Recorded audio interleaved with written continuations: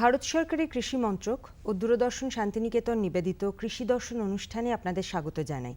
কৃষি দর্শন মানে কৃষির বিভিন্ন বিষয় নিয়ে আলোচনা। আমাদের সঙ্গে থাকেন কৃষি বিশেষজ্ঞেরা, তাদের সুচিন্তিত ও অভিজ্ঞ মতামত আমাদের কৃষক বন্ধুদের খুবই সাহায্য করে চাষবাসের বিষয়ে। আজ আমরা আলোচনা করব গ্রীষ্মকালীন প্রধান দুটো ফল নিয়ে, আম ও লিচু নিয়ে। আম ও লিচুর যত্ন কিভাবে নিতে হবে, কী ধরনের মাটিতে আম লিচু ভালো হবে, ইত্যাদি ইত্যাদি সব বিষয়ে আমরা বিশদে জানব। আমাদের সঙ্গে আছেন সুবিমল মণ্ডল, জেলা খাদ্য প্রক্রিয়াকরণ শিল্প ও উদ্যান পালন আধিকারিক। নমস্কার। নমস্কার। প্রথমেই যেটা উল্লেখ করলাম যে গ্রীষ্মকালের প্রধান দুটো ফল আম ও লিচু আমাদের সকলের কাছে খুব প্রিয়। প্রথমেই আম চাষের কথা একটু আসি, যে আম চাষের জন্য কী ধরনের আবহাওয়ার প্রয়োজন? দেখুন, আম যে ফলটি আছে সেটা প্রধানত পার্বত্য অঞ্চল বাদে পশ্চিমবঙ্গের সমস্ত অঞ্চলেই চাষ করা যাবে। তবে বর্ষার সময় ভালো বৃষ্টি, কিন্তু গ্রীষ্মকালে শিলাবৃষ্টি রহিত অঞ্চল এবং শিলাবৃষ্টি ছাড়াও ঝড় যদি হয় তখন আমের ফলনের একটা ব্যাঘাত ঘটে। এছাড়া সমস্ত আবহাওয়ায় প্রায় উপযুক্ত পশ্চিমবঙ্গের পার্বত্য অঞ্চল বাদ দিয়ে। আর মাটির ক্ষেত্রে আমরা বলতে পারি যে ঈষৎ অম্ল থেকে প্রশম মাটি এবং তার সঙ্গে মাটির গভীরতাটা থাকা জরুরি, এবং মাটি ক্ষারীয় এবং পাথুরে যেন না হয়। আজকাল বাজারে দেখি অনেক ধরনের আম পাওয়া যাচ্ছে, বেশ নতুন নতুন নাম, কিন্তু কোন জাতগুলো চাষ করলে কৃষক বন্ধুরা সব থেকে ভালো ফল পাবেন? হ্যাঁ, বাজারে বেশিরভাগ ক্ষেত্রেই আমরা যেগুলো যে সমস্ত নামে আমগুলো কিনি সেগুলি সবই হচ্ছে গিয়ে জাতের নাম। যেমন বছরের একদম শুরুতে দেখতে পাই বোম্বাই বা বাগানপল্লী, তারপর আসে হিমসাগর, তারপর আস্তে আস্তে আমরা ল্যাংড়া, আম্রপালি, এই সমস্ত জাতগুলোই পাই। আবার অনেকে আলফানসোর নামও শুনে থাকবেন। এই সমস্তগুলো সবই আমের জাত, এবং সমস্ত জাতগুলি যেগুলির কথা উল্লেখ করলাম সেগুলি পশ্চিমবঙ্গে খুব ভালোভাবেই হয়। এছাড়াও নতুন ধরনের কয়েকটি জাত, যেমন আলফানসোকে আমাদের পশ্চিমাঞ্চলের জেলাগুলিতে চেষ্টা করা হচ্ছে যে পশ্চিমাঞ্চলের যে আবহাওয়া এবং যে আলফানসো যে আমটি হয় মহারাষ্ট্রের রত্নগিরি অঞ্চলে, তার সঙ্গে মাটির অনেকটা এক থাকার জন্য আর কি এখানে চেষ্টা করা হচ্ছে, এবং কিছু কিছু জায়গাতে ফলনও ভালো পাওয়া যাচ্ছে। তো এগুলি সবই ভালো ফসল, এবং পশ্চিমাঞ্চলের জন্য প্রধানত আমরা নিয়মিত ফলন দেয় এমন একটি জাত যেটি হচ্ছে কি আম্রপালি বা মল্লিকা। এই দুটি জাতকেই আমরা বলে থাকি যে এগুলি চাষ করুন। যারা ধরুন এবারে আম গাছ লাগিয়েছেন বা আম চাষ করছেন বা একটা সুন্দর বাগান যাদের আছে, তাদের তো একটা পূর্ব পরিকল্পনা নিতে হয়েছে, সেটা ঠিক কীরকম? অবশ্যই।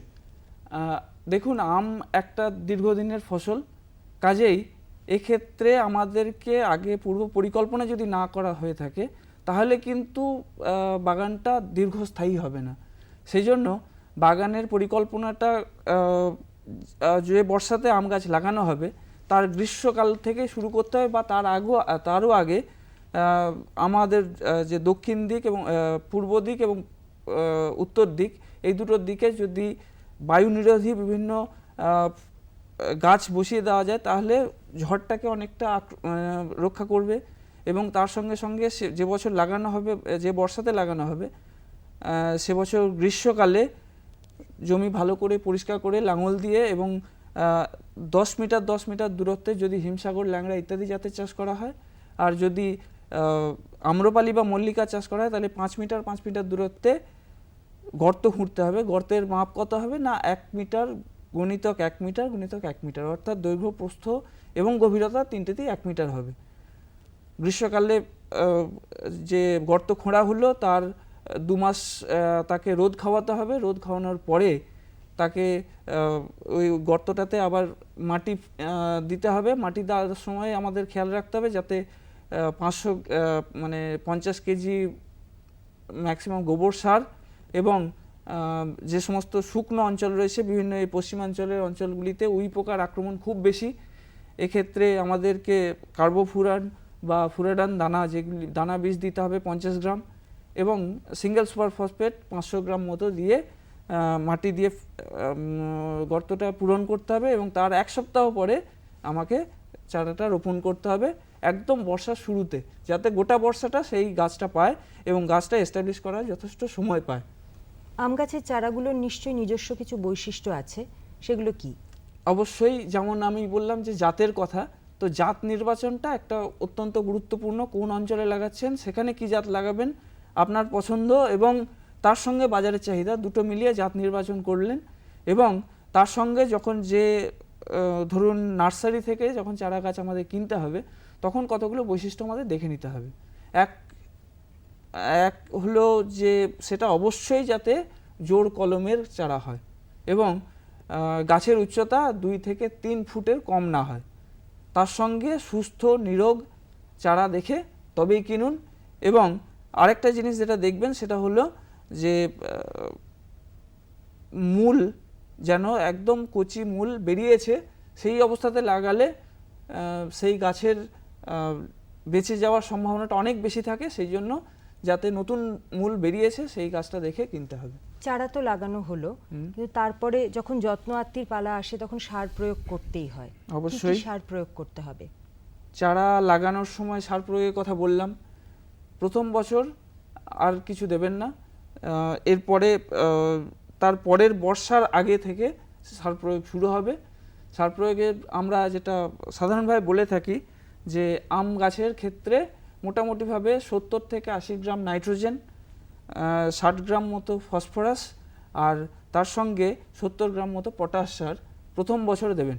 এবার সেটাকে কি ইউরিয়া বা সিঙ্গেল সুপার ফসফেট বা পটাশ কোন হিসাবে দেবেন সেটাকে আপনার সেই হিসাব করে নিতে হবে। এবং প্রত্যেক বছর এই সারটাকে 2 বার করে দিতে হবে, বর্ষার আগে একবার আর বর্ষার পরে একবার। এবং প্রতি বছর যে গাছের বয়সের সঙ্গে সঙ্গে এই যে মাপটা বললাম সেটাকে গণিতক করে আস্তে আস্তে 10 বছরের পরে ওটা মাপটা স্থির হবে। তারপর থেকে ওই 10 বছর, 11 বছর, 12 বছর একই মাপ চলতে থাকবে। অনেক সময় কৃষক বন্ধুদের মধ্যে একটা হতাশা বা অভিযোগ দেখি যে আম গাছের ফলন সমান হচ্ছে না, অর্থাৎ অনিয়মিত, কোনো বছর ভালো তো কোনো বছর খুব খারাপ। এগুলোর কারণ তো আপনি বলবেনই, এবং সেই সঙ্গে আমি আপনার কাছে জানতে চাইবো যে রোগ পোকার আক্রমণও কি এটার পেছনে আছে বা অন্যান্য কোনো সমস্যা, সেগুলো আপনি বিশদে একটু জানান। অবশ্যই, আমাদের উত্তর ভারতের যে সমস্ত আমের জাতগুলি রয়েছে সেইগুলির ক্ষেত্রে অনিয়মিততা একটা বিশাল সমস্যা। বিশেষ করে ল্যাংড়া, দশেরি বা কিছুটা হলেও হিমসাগরের ক্ষেত্রে এক বছর ফলন ভালো দেয় তো তারপরে বছর ফলনটা কম বা একদম নেই।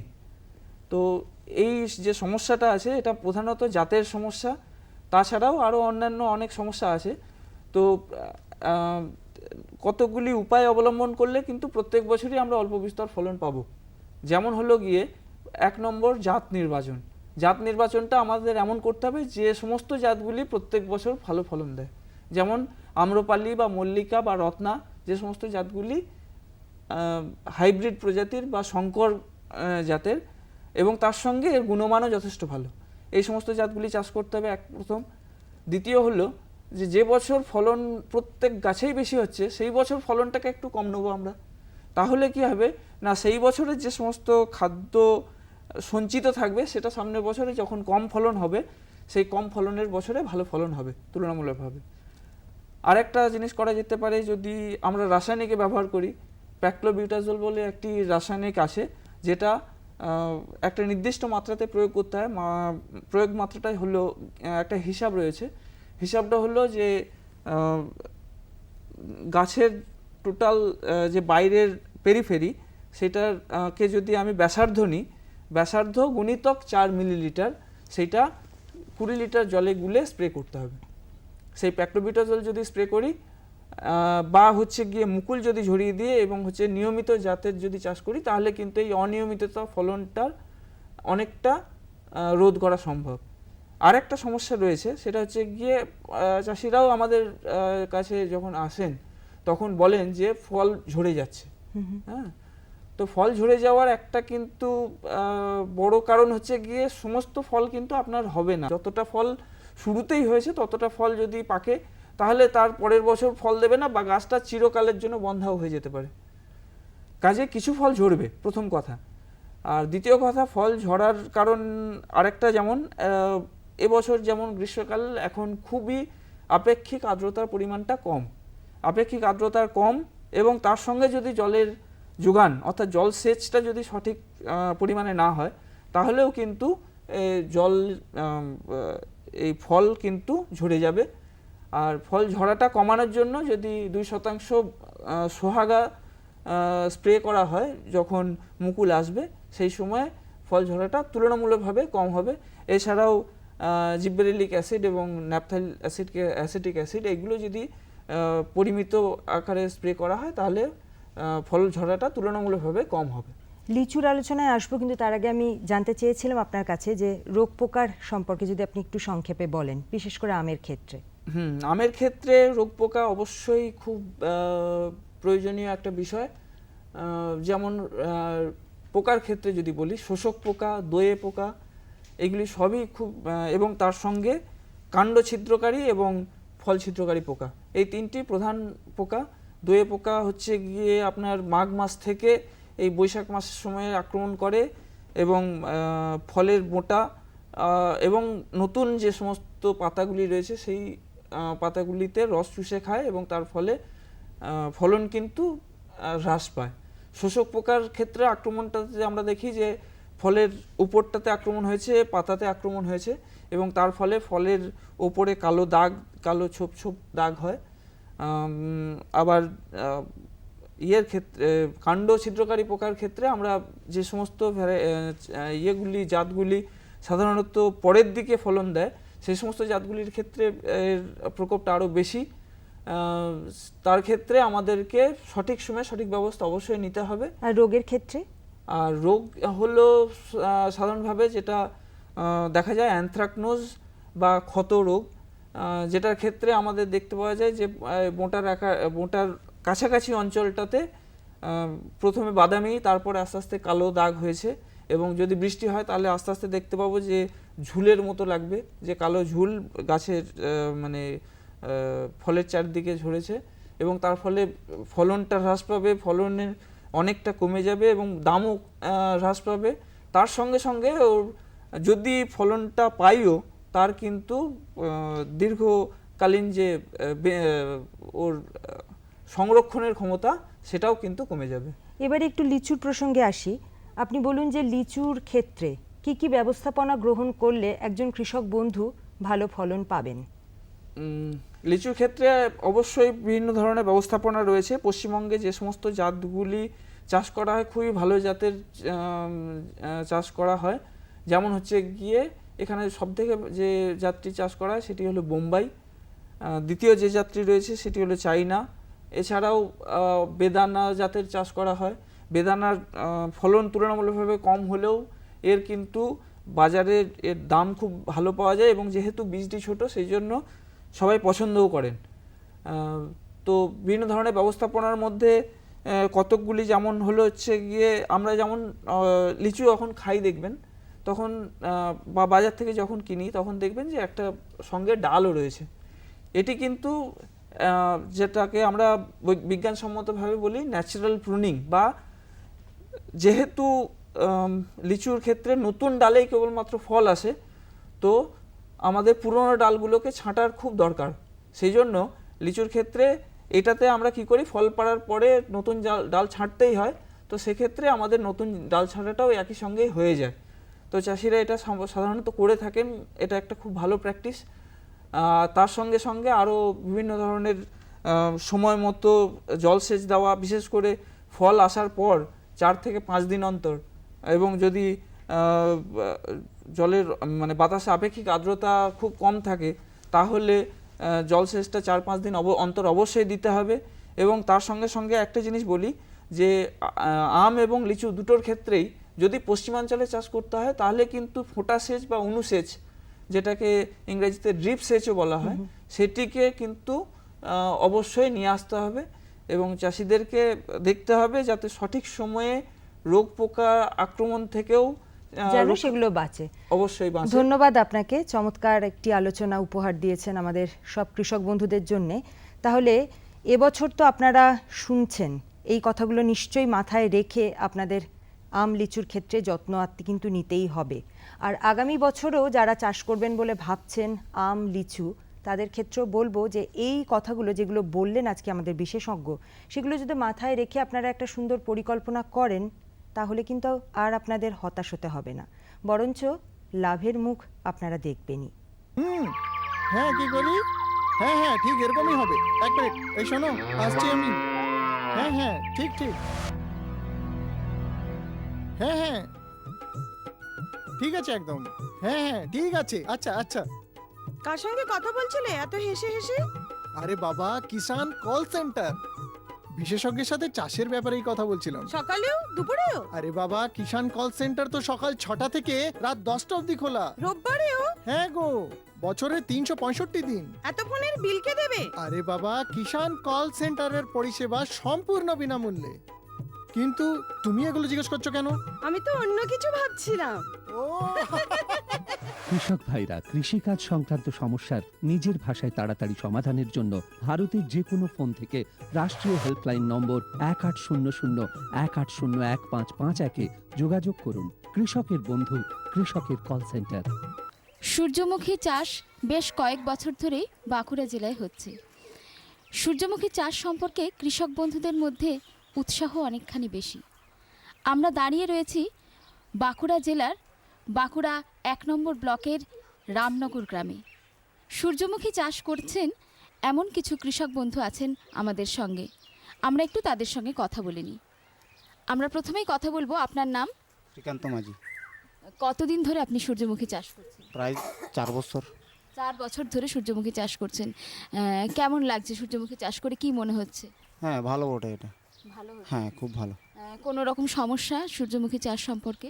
না, সমস্যা বলতে বিশেষ কিছু নেই আমাদের। বিশেষ কিছু নেই, একটু আমাদের জলের নিয়ে সমস্যা হয়, আর এই কিছু এরকম ক্ষতি হয় ঝড়ঝাপটার জন্যে। হ্যাঁ। বাজারজাত করছেন? না, আমরা অধিকাংশ মানে নিজেদের ব্যবহারের জন্যই করি। হ্যাঁ।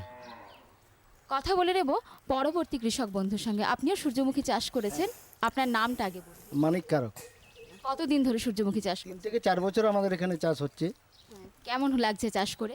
চাষ করে খুব ভালো লাগছে। আগে আমরা সাধারণত তৈলবীজ হিসেবে সরিষার চাষ করতাম, কিন্তু সেখানে দেখা যাচ্ছে আজ বছর 5 আগে যেটা ঘটনা ঘটেছিল আমাদের গ্রামে, যে সরিষাতে এক জাতীয় পোকা এমনভাবে আক্রমণ করছিল যাতে এমনকি সরিষা কাটতেও হয় না এমন অনেক জায়গায়, যার জন্য আমরা সরিষাতে খুবভাবে মার খাচ্ছিলাম তৈলবীজ হিসাবে।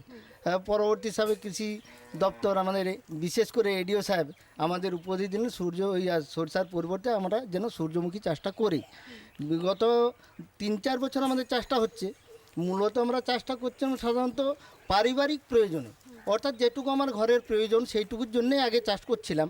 কিন্তু যা ফলন, বিঘায় প্রায় 3 থেকে 4 কুইন্টাল ফলন হয়। তাহলে ধরুন এত ফলন হচ্ছে আমাদের প্রফিটেবল, তাহলে আমরা ইকোনমিক দিকটা চিন্তা ভাবনা করছিলাম আর কি, যে অর্থনৈতিক যদি কীভাবে লাভ করা যায়। তো এডিও সাহেবকে আমরা কৃষি দপ্তরকে অনেকভাবে বলেছিলাম, উনিও আমাদের হাত বাড়িয়ে দিয়েছেন কীভাবে এটা নিয়ে চিন্তা ভাবনা করা যায়। তো আমাদের 3-4 কুইন্টাল পার বিঘেতে হয়। ধরুন আমাদের ধরুন 3-4 বিঘা যদি আসছে, যেখানে সরষা পাচ্ছিলাম 1 থেকে 1.5 বিঘা। 4-5 বছর আগে বললাম তো একবারই কাটতেও হয় না এমন কিছু জমি ছিল। তো আমরা চিন্তা ভাবনা করেছি যে এগ্রিকালচার বা কৃষি দপ্তরে এগিয়ে এসছেন, ওনারা আমাদের বলেছেন ঠিক আছে, আমরা যে সরষাটা হচ্ছিল সাধারণত আমাদের মার্কেটে যে তিল পেশাই যে ঘানিগুলো রয়েছে ওইগুলোতে পেশাই করে আমরা মানে ব্যবহার করি। তাতে কি হয়, ওই 3-4 দিন রাখার পর একটা মানে নিচে একটা থেতানো অবস্থায় তেলটা আমাদের যেহেতু পরিশ্রুত হচ্ছে না পড়ে থাকে, সেটা 3-4 দিন রেখে পর উপরটা নিয়ে পর আমরা সেটা ব্যবহার করি। সেটা কিন্তু বেশি দিন আমাদের বাড়ির ব্যবহারের জন্য থাকে না, প্রতি মাসের জন্য যেটুকু প্রয়োজন সেইটুকু ভাঙাতাম। এখন যেটা হচ্ছে কৃষি দপ্তরও বলেছেন, আমাদের সমবায় দপ্তরও এগিয়ে এসছেন আমাদের আরকিভাই স্কিমে একটা বাড়ি সেট করে দেওয়ার জন্য, এবং কৃষি দপ্তর বলেছেন যে আমাদের এখানে যে সূর্যমুখীর স্পেলার মেশিন এবং উইথ ফিল্টার, যাতে ওই তেলটা বেশি দিনভাবে আমরা ব্যবহার করতে পারি এবং সেটা ওই যে নোংরা যে ইয়াগুলো রয়েছে সেগুলো যাতে না হয়, তো সেই জন্য কৃষি দপ্তরও আমাদের সাথে এগিয়ে এসছেন। কথা বলবো পরবর্তী কৃষক বন্ধুর সঙ্গে। আগে আপনার নাম বলুন। আমার নাম ভোলানাথ ভুই। আপনিও সূর্যমুখী চাষ করেছেন? হ্যাঁ করেছি, কতদিন ধরে করছেন? ওই 4-5 বছর বটে। আচ্ছা, এই যে চাষটা করছেন, এই চাষে আপনার কি কোনো অসুবিধা হচ্ছে চাষ করতে? অসুবিধা হয় নাই, এই এটা সুবিধাই হচ্ছে। এখন তেলের যে বাজার, সেই জন্যে তেলের খুব মানে হচ্ছে, সুবিধা হচ্ছে। আর এমনি খোলটারও কাজ হচ্ছে, জমিতে দেওয়া হচ্ছে, গরু বাছুরে খাওয়ানো হচ্ছে, আর জ্বালানি হচ্ছে। আর আপনার এমনিতে কোনো সমস্যা নেই, লাভবানও আছি। হ্যাঁ, তাহলে সূর্যমুখীর মানে সমস্ত অংশটাই গাছের আপনাদের বিভিন্নভাবে সাহায্য হচ্ছে। কথা বলে নেব পরবর্তী কৃষক বন্ধুর সঙ্গে। আপনার নাম? আমার নাম নিতাই কারক, ইফকো কৃষক মিত্র। আমি বদলা ইফকো অ্যাডপ্টার্স ভিলেজ গার্ডেন হিসাবে কাজ করছি। আপনিও সূর্যমুখী চাষ করেন? আমিও সূর্যমুখী চাষ করেছি, আর 4 থেকে 5 বছর ধরে চাষ করছি। আগে তো অন্য কিছু চাষ করতেন, সেই জায়গায় মানে অন্য তৈলবীজের চাষ করতেন, সেটা বদলে যখন সূর্যমুখী চাষ করলেন কেমন লাগছে? এখন সূর্যমুখী চাষ করে আমাদের ভালোই লাগছে, কারণ সরষার চাষ করে আমরা দেখেছি যে সরষার চাষের অনেক মানে কষ্ট রয়েছে আর কি। যেমন সরষে চাষে সব থেকে কীটনাশক ওষুধ বেশি ব্যবহার করতে হয়, কিন্তু সানফ্লাওয়ার্সের চাষ করলে মানে আমাদের ওই কীটনাশক ওষুধটা ব্যবহার করতে হচ্ছে না। এটা একটা চাষিদের পক্ষে খুবই একটা সুবিধা রয়েছে আর কি। আর সরষে চাষের থেকে এখন ফলনটাও বেশি রয়েছে সূর্যমুখীতে। গত বছর আমরা একটা অ্যাডপ্টেজ ভিলেজে 1 বিঘা জায়গা সানফ্লাওয়ার্স করে আমি 3 কুইন্টাল 75 কিলো সিড পেয়েছি। সেই হিসাবে খুব লাভবান হচ্ছে চাষিরা। ধন্যবাদ সমস্ত কৃষক বন্ধুকে। আমরা শুনে নিলাম চাষি ভাইদের কাছ থেকে সূর্যমুখী চাষের কথা। এবার আমরা কথা বলবো, আমাদের সঙ্গে আছেন বাঁকুড়া জেলার বাঁকুড়া 1 নম্বর ব্লকের সহ কৃষি অধিকর্তা অরুণাভ মুখোপাধ্যায়। আপনার কাছে প্রথমে জেনে নেব, আপনার এই যে এই সূর্যমুখী যে চাষ হচ্ছে, এই চাষটার প্রথম শুরু হয়েছিল কিভাবে, এবং এর ভবিষ্যৎ, এই যে চাষিরা এত উৎসাহী এই ব্যাপারে, আপনাদের ভবিষ্যৎ পরিকল্পনাটা কি? আচ্ছা, আমরা বাঁকুড়া 1 নম্বর ব্লকে 5 বছর আগে প্রথম সূর্যমুখী চাষ শুরু করি। ছোট ছোট প্রদর্শনী ক্ষেত্রের মাধ্যমে এখানে চাষটা শুরু হয়। আইসোবর্ন প্রকল্পের মাধ্যমে আমরা ছোট ছোট প্রদর্শনী করি। ধীরে ধীরে চাষিদের মধ্যে উৎসাহটা বাড়ে। এখানে যেটা হয় যে সূর্যমুখী আগে চাষ হতো না, আগে হতো আমন ধান কাটার পরে সর্ষে চাষ করা হতো। এখন আমন ধান কাটতে এখানে সবসময় লেট হয়ে যায়। নভেম্বর মাস শেষ, এমনকি ডিসেম্বর মাসের 15 তারিখ অবধি আমন ধান কাটা চলে। এরপরে যখন আমরা সর্ষে চাষ করতে যাই, দেখছি যে আমাদের সর্ষে চাষের ফলন খুব কম হচ্ছে। সর্ষে চাষের ফলন কম হওয়ার জন্য আমরা এবং সর্ষে চাষে একটা পোকা লাগছে, জাব পোকা প্রচণ্ডভাবে লাগছে। তার ফলে যেটা হচ্ছে যে প্রোডাকশন খুব কম পাচ্ছি। আমরা প্রোডাকশন কম পাওয়ার জন্য সর্ষে চাষে চাষিরা সেইভাবে উপকৃত হচ্ছে না। ধীরে ধীরে সূর্যমুখীর চাষ করে চাষিরা যেটা পাচ্ছে যে সময় সর্ষে লাগানো হলে ফলন কম হচ্ছে, ঠিক সেই সময় মানে ডিসেম্বরের 15 তারিখ থেকে জানুয়ারির 15 তারিখ অবধি সূর্যমুখী লাগানোর একদম সঠিক সময়। সেই সময় যদি সূর্যমুখী লাগাচ্ছি আমরা খুব ভালো ফলন পাচ্ছি। সর্ষেতে যেখানে আমরা ম্যাক্সিমাম 1 থেকে 1.5 কুইন্টাল ফলন, ব্লকের ফলন যেখানে 1 কুইন্টাল অ্যাভারেজ, সেখানে আমরা সূর্যমুখীতে 3 থেকে 3.5 কুইন্টাল গড় ফলন পাচ্ছি। এই ফলনটা বেশি পাচ্ছি। এছাড়াও সূর্যমুখীতে তেলের যে শতাংশ, তেল প্রায় 40 থেকে 42% অবধি তেল পাচ্ছি, সর্ষের তুলনায় অনেক বেশি। এর থেকেও বেশি ইম্পর্টেন্ট ব্যাপার যেটা হয়ে আসছে যে এখন সমস্ত মানুষ বেশি স্বাস্থ্য সচেতন হয়ে পড়েছে। সূর্যমুখী তেলের ব্যবহারটা তারা বাড়াচ্ছে। সূর্যমুখী তেল স্বাস্থ্যপ্রদ আমরা জানি যে সূর্যমুখী তেলের মধ্যে একটা আনস্যাচুরেটেড ফ্যাটি অ্যাসিড আছে, যেটার জন্য ওটা হার্টের পক্ষে অনেক ভালো। সেই জন্য এই সূর্যমুখী চাষ সম্পর্কে আগ্রহ বেড়েছে। এইভাবে ধীরে ধীরে আমরা প্রদর্শনী ক্ষেত্র করতে করতে কম্প্যাক্ট এরিয়াতে প্রদর্শনী ক্ষেত্র আরম্ভ করি। এবছর যেমন এই রামনগর, বদরা, মোলবোনা এবং মেটাকোলা, এই 4টে জায়গা মিলিয়ে আমাদের 200 বিঘা সূর্যমুখীর কম্প্যাক্ট এরিয়াতে প্রদর্শনী ক্ষেত্র করেছি আইসোবর্ন প্রকল্পের অন্তর্গত। এবং এই যে টোটাল যে প্রোডাকশনটা হবে, আমরা RKVI স্কিমে চেষ্টা করছি একটা সানফ্লাওয়ার এক্সট্রাকশন প্ল্যান্ট তৈরি করার, এক্সপেলার মেশিন বসানো, যার মাধ্যমে সূর্যমুখী তেলটা সেখানে ভাঙানো যাবে। ভাঙানো গেলে যেটা হবে, যেটা ভালো পিউরিফাইড সূর্যমুখী তেল এরা পাবে। এতদিন ধরে চাষিরা যেটা পাচ্ছিল সেটা হচ্ছে গিয়ে সর্ষের ঘানিতে ভাঙিয়ে বা তিলের ঘানিতে ভাঙিয়ে সূর্যমুখী তেলটা পাচ্ছিল। সেই তেলটাকে তারা ঘরোয়া মেথডে পিউরিফিকেশন করছিল, মানে একটা ধাতব পাত্রে নিয়ে সেখানে তেলটাকে রোদের মধ্যে দিয়ে তার গাদটা ফেলে বারবার ডিক্যান্টেশন করে একটা তেল ব্যবহার করছিল, এবং সেই তেলটা বেশি দিন স্থায়িত্ব ছিল না। এখন যখন এক্সপেলার মেশিনটা বসে যাবে, এক্সপেলার মেশিনটা বসে গেলে পিউরিফাইড সূর্যমুখী তেল পাওয়া যাবে। যে কোনো চাষের ক্ষেত্রে একটা সার প্রয়োগ করতে হয়, কীরকম সার দরকার হয় এখানে? সূর্যমুখীর ক্ষেত্রে, সূর্যমুখী যেহেতু তৈলবীজ, আমরা বলি সবসময় স্ট্রেট ফার্টিলাইজার, মানে ইউরিয়া, সিঙ্গেল সুপার ফসফেট এবং পটাশ দিতে হবে। আমরা প্রথমেই মূল সার হিসেবে 9 KG urea, 33 KG single super phosphate এবং 8 কেজি মিউরেট অফ পটাশ জমিতে প্রয়োগ করতে বলি। এছাড়াও চাষের 1.5 থেকে 2 সপ্তাহ আগে আমরা 15 থেকে 20 কুইন্টাল জৈব সার, বিঘা প্রতি 15 থেকে 20 কুইন্টাল জৈব সার মাঠে দিতে বলে। এছাড়াও সূর্যমুখীর ক্ষেত্রে একটা অনুখাদ্য অবশ্য করে দিতে হবে, সেটা হচ্ছে বোরন। 25 থেকে 30 দিনের মাথায় একবার বোরন স্প্রে করতে হবে এবং ফুলের কুড়ি আসার আগে আর একবার বোরন স্প্রে করা অবশ্যই দরকার। এই বোরন স্প্রে করলে যেটা হবে যে পলিনেশনটা খুব ভালো হবে এবং তারপরে যে দানাগুলো ভালোভাবে পুষ্ট হবে।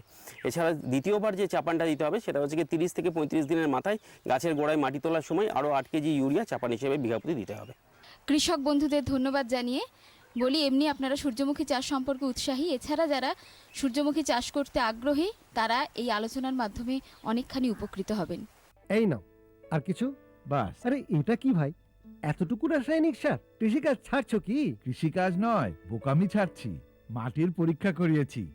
এখন তো দাদা যতটা প্রয়োজন ততটাই সার জমিতে দেব। হ্যাঁ, কৃষক ভাই আজই নিজের জেলার কাছের জমি পরীক্ষার গবেষণাগারে মাটির পরীক্ষা অবশ্যই করান। আর মাটিতে পুষ্টিকর পদার্থ, আর্দ্রতা এবং গাছপালার বিকাশ অনুযায়ী প্রয়োজন মতো পুষ্টিকর পদার্থ দিন। আর হ্যাঁ, মাটিতে গন্ধক, দস্তা, বোরনের মতো সূক্ষ্ম পুষ্টিকর পদার্থ সম্পর্কে জানতে ভুলবেন না। সার আর জৈবিক সারের সঠিক ব্যবহারে জমির উর্বরতা বজায় থাকে, উৎপাদনশীলতা বাড়ায়, খরচ কমায় আর মূল্যবান বিদেশি মুদ্রা বাঁচাতে সাহায্য করে। আর হ্যাঁ, ধীরে ধীরে নাইট্রোজেন সরবরাহকারী সার যেমন নিমযুক্ত ইউরিয়াকে অগ্রাধিকার দিন আর ইউরিয়া পাতার উপর ছড়িয়ে দিন। আরে বাহ, তুই তো সত্যিই বুদ্ধিমান হয়ে গেছিস রে। বিশদে জানতে যোগাযোগ করুন জেলা কৃষি আধিকারিক বা কিষাণ কল সেন্টার।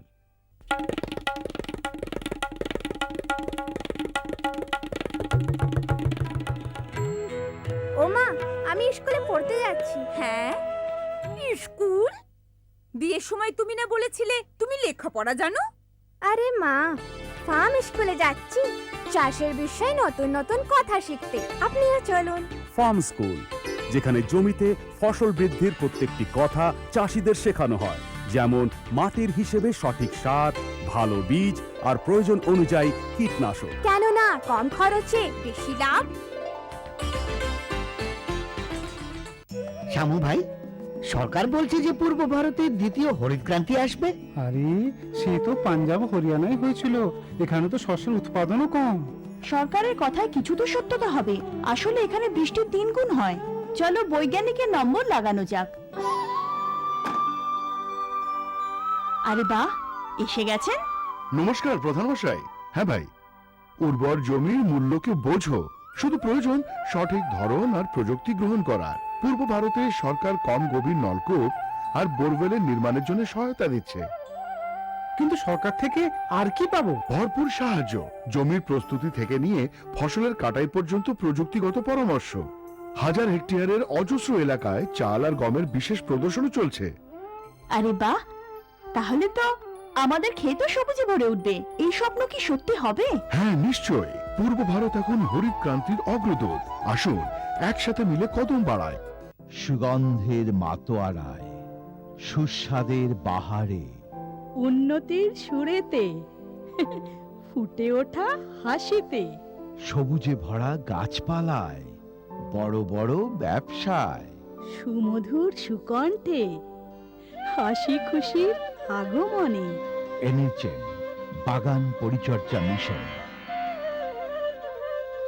আমরা চাই আপনার সুখ সমৃদ্ধি। কেমন লাগছে আমাদের অনুষ্ঠান? আমাদের চিঠি লিখে জানান। চিঠি লেখার ঠিকানা কৃষি দর্শন, অধিকর্তা দূরদর্শন কেন্দ্র, শান্তিনিকেতন, শান্তিনিকেতন, সূচক 731235।